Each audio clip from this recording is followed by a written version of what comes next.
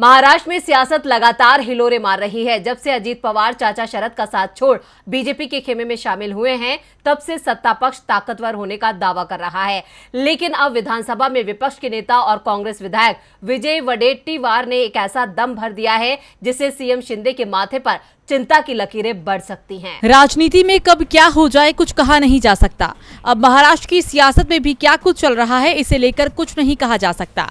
एक तरफ सत्ता पक्ष अगले चुनाव में भी सरकार बनने का दावा कर रहा है, तो वहीं विपक्ष सीएम बदलने की बात कह रहा है। विधानसभा में कांग्रेस विधायक और नेता प्रतिपक्ष विजय वडेट्टीवार ने सितंबर महीने में सीएम बदले जाने का दावा किया है। उन्होंने कहा है कि देखिए, महाराष्ट्र में जो चल रहा है वो ठीक नहीं चल रहा है। ये सरकार ज्यादा दिन तक नहीं चल पाएगी क्योंकि सबको सत्ता की भूख है। जल्दी यहाँ सीएम की कुर्सी उनके हाथ से जाने वाली है। दरअसल वडेट्टीवार बीते कई दिनों से सरकार पर हमलावर हैं। उन्होंने महाराष्ट्र में सरकार के मुखिया और डिप्टी सीएम के बीच संबंध सही नहीं होने का इशारा भी किया है। उन्होंने कहा कि सीएम जब डिप्टी सीएम को साथ में खाना खाने के लिए बुलाते हैं तो वो लोग उनके पास नहीं जाते हैं, जिससे साबित होता है कि महाराष्ट्र में सब कुछ सही नहीं चल रहा है।